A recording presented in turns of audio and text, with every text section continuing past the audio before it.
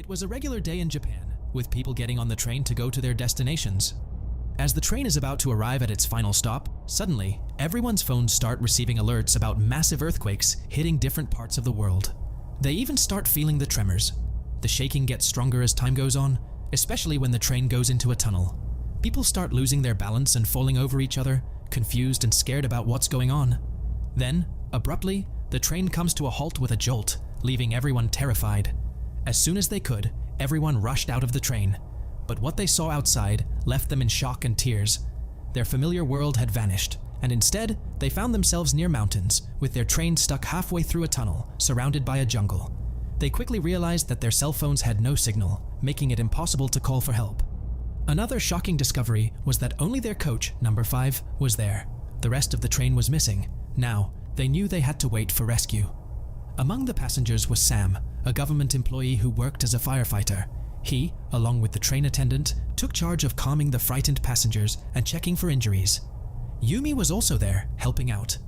Yumi had met Sam before, when Sam had conducted a fire escape training session. Since then, Yumi had greatly admired Sam. Back in the main city, everyone was worried and confused, including the police, who couldn't figure out where the last 2 coaches of the train, numbers 5 and 6, had disappeared to.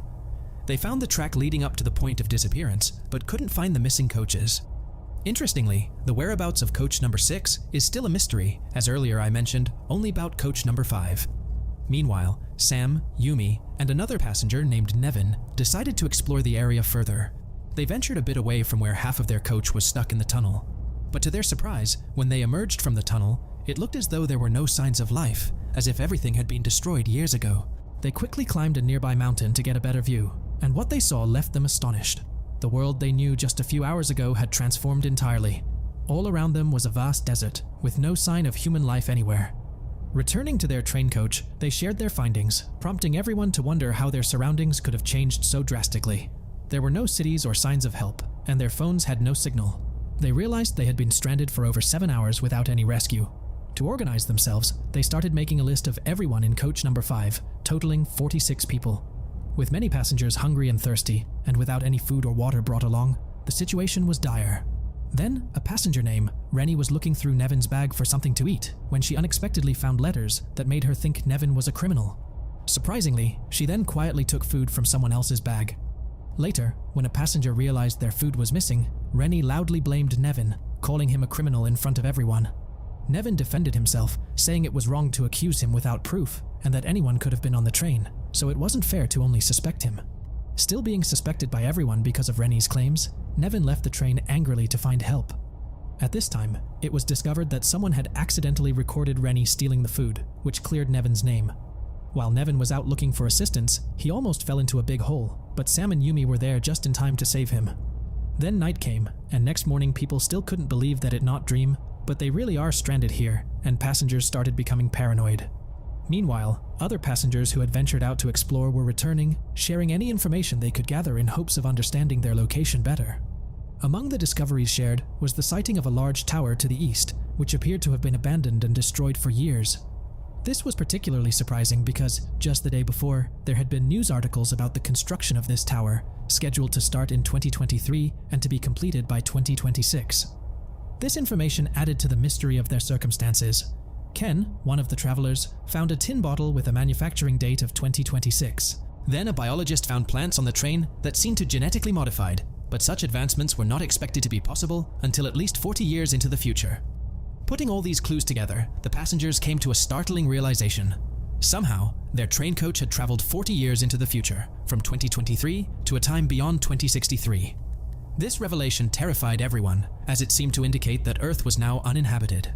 The first was figuring out how to return to their original time in 2023.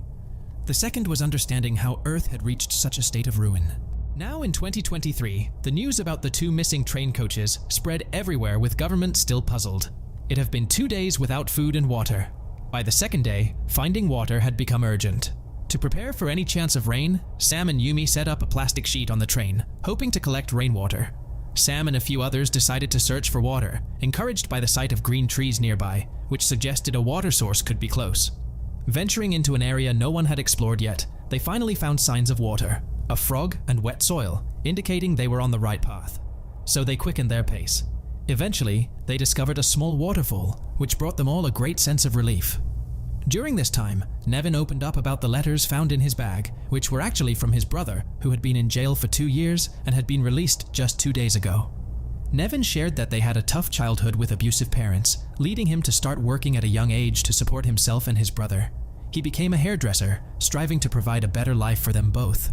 However, his brother ended up getting involved with illegal activities. Despite his efforts, his brother ended up following in their parents' footsteps. Yumi and Sam felt sorry for Nevin, realizing that they had judged him based on his appearance and the letter from jail without knowing the full story. This deepened their friendship with each other. Nevin found himself developing feelings for Yumi, and now Yumi seems to like Sam. Amidst the crisis of being stranded in the future, a complicated love triangle seemed to emerge among them. However, their situation took a turn when it started to rain, providing them with much-needed water and a glimmer of hope for survival. But they were aware that finding water was just one of many challenges ahead. Shane, the biologist among them, stepped up to use his expertise to identify edible plants in the jungle, while also warning everyone about the ones that were dangerous. With his guidance, the group began search for safe plants to eat. During this time, Yumi accidentally consumed a plant that was poisonous though. Fortunately, it wasn't that lethal. To adapt to their new environment, they started crafting utensils from forest trees and making tools to start fires, even using their ATM cards as makeshift knives. This shift illustrated people's capabilities, who had been reliant on modern conveniences just days before, were now drawing on nature's resources to survive, showcasing human resilience and adaptability in the face of crises. They started by identifying each person's skills and specializations among the 46 survivors, considering how these could be utilized. While searching for food the next morning, Shane encountered a mysterious man near a cliff, marking the first time they had seen another person besides themselves since their arrival in the future. However, Shane was significantly injured during the encounter. With limited medical resources, Yuto, a medical student, became their main hope for treating Shane's wounds. Using Shane's botanical knowledge, they applied plants with antibacterial properties to prevent infection and found clean clothes to dress his wounds. After 3 tense days, Shane recovered and informed the group about the aggressive stranger in the jungle. To protect themselves, they followed Yechi's advice, Yechi being an employee at a security company, and set up traps around their camp. This precaution proved prudent when a day later, they heard someone getting caught in one of the traps, prompting them to quickly investigate. They discovered a child caught in their trap who was dressed similarly to them. The child managed to escape and urged them to wait for him as he ran off. Sam, Yumi, and Nevin, intrigued, followed him for several kilometers until they reached a small river they hadn't seen before. There, the boy told them to wait for a bit before disappearing momentarily. During this wait, Sam shared a personal story from his past.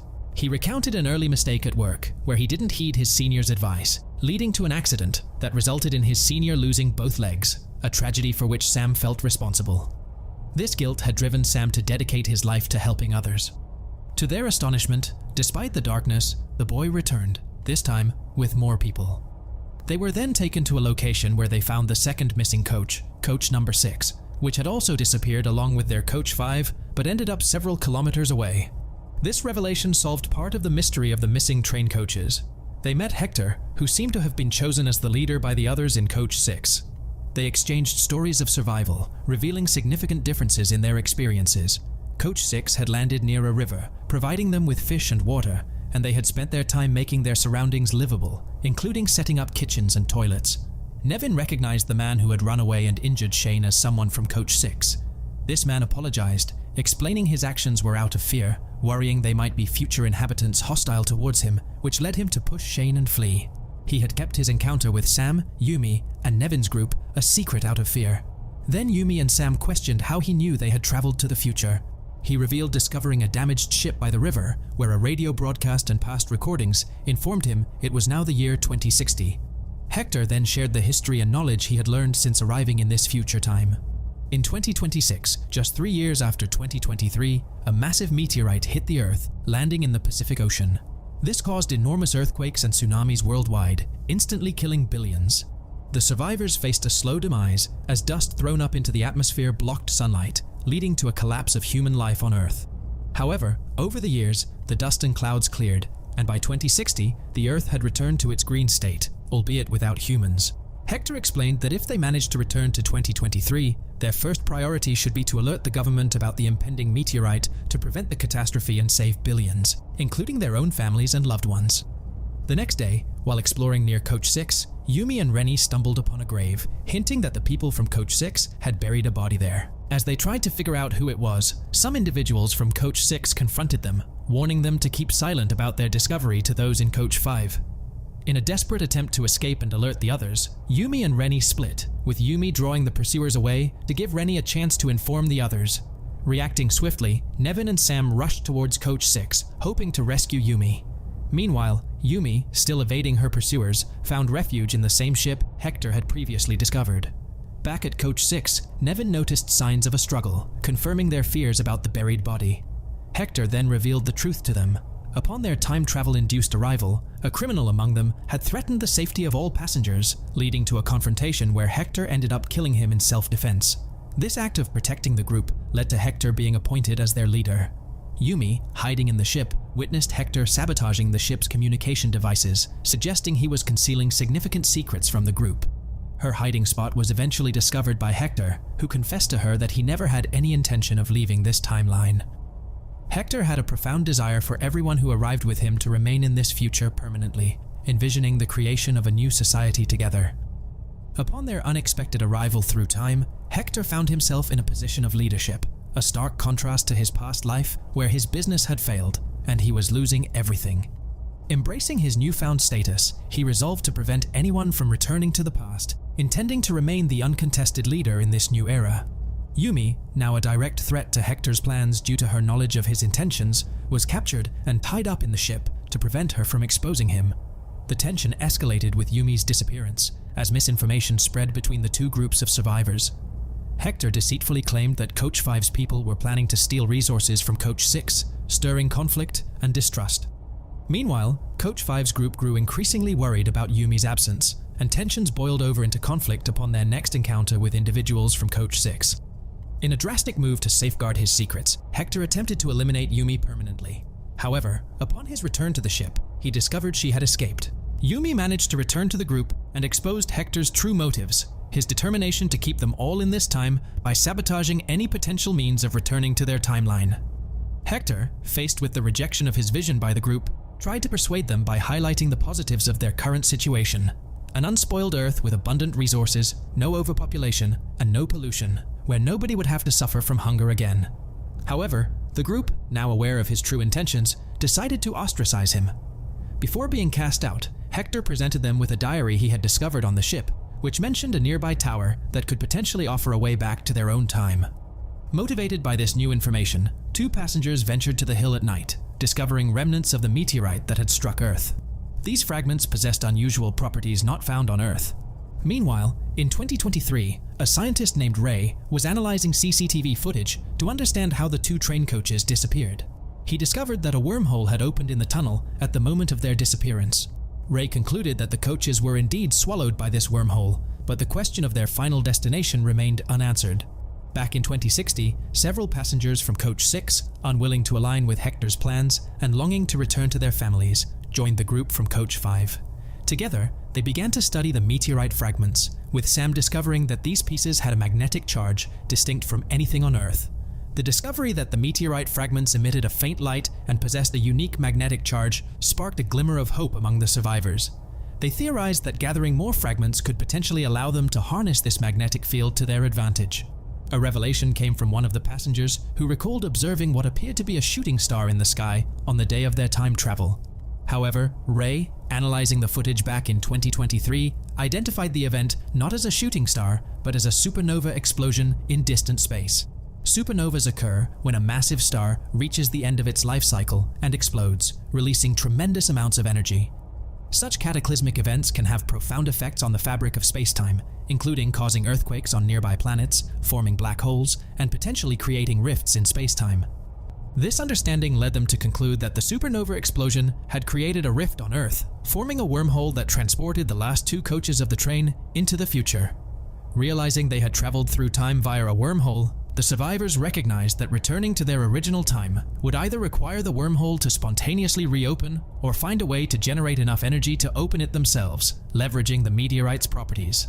The next morning brought new challenges as a heavy rainstorm damaged their shelter and spoiled their food supplies. Amidst this, a passenger suggested seeking refuge in the tunnel behind the train to escape the storm's wrath. Upon opening the tunnel door to seek shelter from the storm, the passengers were astonished to discover another wormhole, triggered by the rain and storm. An incidental experiment, where a doll from a passenger's pocket was sucked into the wormhole, sparked hope among them that this could be their pathway back to their original time. However, when Yechi attempted to enter the wormhole, Sam intervened, warning of the potential dangers and the risk death due to the wormhole's energy. The wormhole vanished as the storm subsided. Back in 2023, 2 detectives investigating the disappearance of the train coaches stumbled upon the very same doll that had been sucked into the wormhole. The doll, manufactured in China in 2060, served as evidence of the wormhole's bridging of these 2 distinct time periods. The survivors in 2060 deduced that the wormhole's appearance was linked to significant energy disruptions caused by phenomena such as supernova explosions, storms, or earthquakes. Realizing they needed a substantial source of electricity to potentially reopen the wormhole, they formulated a plan. They discovered of a broken electricity pole. By tracing the electricity wires from this pole, they hoped to harness enough power to artificially create the extreme energy conditions necessary to reopen the wormhole. After days of persistent digging, their efforts finally led them to an electric power substation that had been buried under mud for years. Miraculously, the interior was intact, and to their astonishment, they discovered that it still housed a significant amount of unused power, preserved over the decades. This discovery presented them with a glimmer of hope, suggesting they might have found the means to generate the energy required to potentially open the wormhole. The group devised a plan to utilize the discovered power source, channeling electricity to the tunnel, so that upon the arrival of the next storm, they could expand and stabilize the wormhole long enough for them to return to their own time. When Nevin noticed signs of an impending storm, he informed Yumi of his decision to stay behind, believing he had nothing to return to in their original world. Yumi, empathetic yet firm in her feelings, suggested they could remain friends, as her heart was for Sam. Sam, witnessing this exchange, found himself conflicted and unsure of how to proceed. As the storm began, urgency took over. Everyone rushed to board the train. Their efforts were successful. The wormhole expanded, becoming large and stable. Urged by Sam and Yumi to join them, Nevin hesitated as the storm intensified. Despite the challenges, they all managed to board the train, which then entered the wormhole, filled with hope for their return to their original time. Upon emerging from the wormhole, the train's doors were opened by security personnel, prompting the passengers to eagerly inquire about the date. The response they received left everyone astounded. Upon their return, the passengers found themselves on May 1st, 2026, 3 years after their departure in 2023, just before the year the meteorite was predicted to strike Earth. This realization meant they had arrived back in their original timeline, albeit 3 years into the future, at a critical moment before the anticipated catastrophe. Upon their arrival, medical teams promptly examined them to ensure they hadn't been exposed to any harmful radiation or carried any infections from their time in the future. The group attempted to share their extraordinary journey with the police and government officials, explaining their time travel from 2023 to 2060 and back, and presenting evidence such as the doll, meteorite fragments, and futuristic plants they had brought with them. They even shared a diary outlining a timeline that predicted Earth's destruction on December 9th, 2026, due to the meteorite impact. Despite the consistency of their physical evidence they provided, authorities were skeptical of the story. The idea of time travel and a looming apocalyptic event seemed too far-fetched, leaving the survivors' warnings unheeded. Meanwhile, the survivors were reunited with their families, who had been searching for them for 3 years. For those who had traveled through time, the experience felt like only a few months had passed. Nevin, who was initially felt isolated due to the absence of family, experienced a sudden reunion with his younger brother. His brother sought forgiveness for his past involvement in illegal activities, explaining that Nevin's disappearance 3 years prior had been a catalyst for his reformation. The reunion brought immense joy to both, marking a fresh start in their relationship. Meanwhile, the other survivors, despite the warmth of reuniting with their loved ones, were burdened by the knowledge of Earth's impending doom. The government's skepticism remained a significant barrier to their efforts to prevent the catastrophe. However, Ray, the scientist who had been investigating the train's mysterious disappearance since 2023, confirmed the survivors' claims, and the meteors is scheduled for December, just as the survivors had warned. In response to the government's inaction, the survivors turned to social media to share their knowledge of the future, hoping to garner public support and belief in their warnings. Their efforts paid off as their posts and videos went viral, spreading awareness of the danger ahead and mobilizing public opinion. Faced with mounting pressure from the viral campaign and the undeniable evidence presented by Ray, the government initiated a last-minute space mission. a rocket was dispatched with the mission to alter the meteorite's trajectory, aiming to prevent the catastrophic impact. As the critical moment approached for the rocket to intercept the meteorite, the survivors, aware of the stakes, began searching for a safe haven to ensure their survival should the mission fail. Their choice fell on Switzerland, believed to be a relatively safe refuge in the event of a global catastrophe based on their knowledge from the future. While preparations to depart for Switzerland were underway, Yumi realized that Nevin, now found a purpose to live, much like Sam, was committed to aiding others during this crisis. Amidst these tense moments, Ray received confirmation that the space mission had succeeded. The rocket had effectively altered the meteorite's course, sparing Earth from destruction. If you are still there, please like and subscribe to the channel. As you can see, only around 2% people that watch subscribe my channel. It would be great help. Thank you.